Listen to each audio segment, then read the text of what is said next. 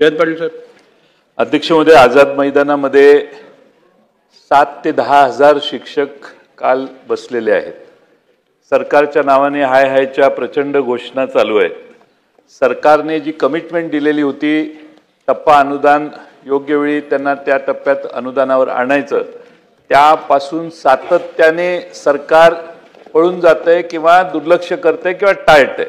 आणि म्हणून नाईलाजाने शाळा सोडून महाराष्ट्रातले 8 ते 10 हजार शिक्षक आज आझाद मैदानात येऊन बसलेले आहेत.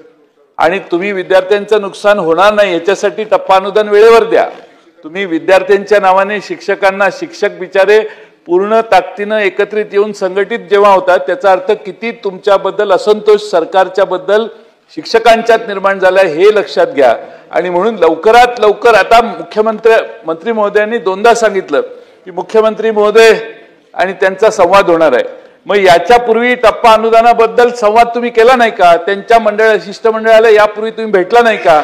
लोकांनी मोर्चात येऊन आझाद मैदानात बसल्यानंतरच तुम्ही त्यांच्याशी चर्चा करणार असाल तर महाराष्ट्रातल्या सारख्या शासकीय आणि निमशासकीय संघटना आझाद मैदानात अध्यक्ष महोदय येतील. म्हणून माझी मागणी आहे की आजच्या आज त्यांना बोलवा आणि टप्पा अनुदान किती तारखेला देणार हे संध्याकाळपर्यंत सभागृहाला शासनाने जाहीर करावं.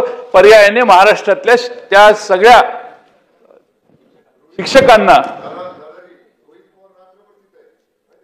आमची काळजी आम्ही त्या शिक्षकांची घेतोय. शेवटी अध्यक्ष महोदय, या महाराष्ट्रातल्या शिक्षकांना अशी पाळी येणार नाही असे तुम्ही आदेश द्या. अध्यक्ष महोदय, ते टाळाटाळ करतायत. तुमचा आदेश असला ना, काल आता सुप्रीम कोर्टाचे चीफ जस्टिसांनी तुम्हाला एम्पॉवर केलेलं आहे, त्यामुळे तुम्ही यांना जरा सांगा की वर काय होऊ शकतं यांचं ते. त्यामुळे अध्यक्ष महोदय, सरकारने कोर्टात त्या बिचाऱ्या शिक्षकांना जावं लागणार नाही याची काळजी घ्यावी. बोला. अध्यक्ष महोदय, अध्यक्ष महोदय,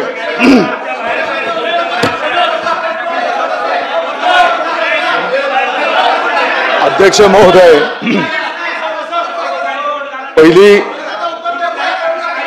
अरे देतो ना उत्तर.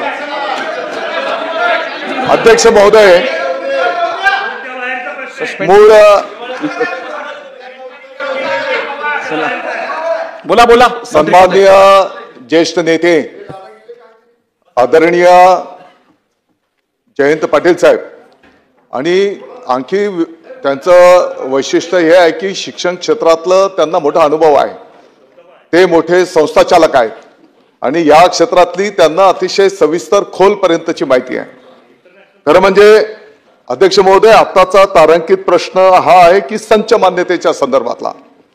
आता विषय आलेला आहे टप्पा अनुदानावर. हरकत नाही.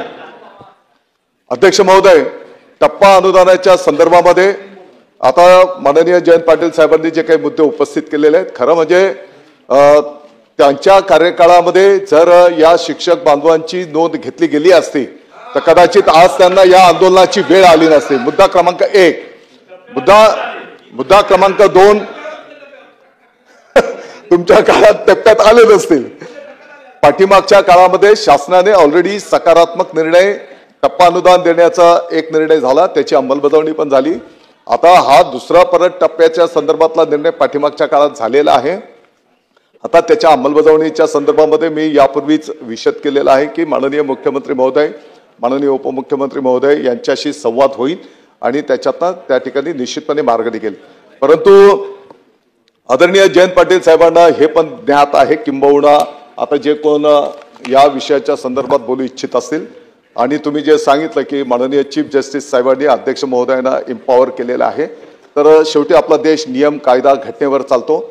या संदर्भातला जो काही नियम आहे त्या नियमाप्रमाणे शिक्षण संस्था चालकांची पण जबाबदारी आहे.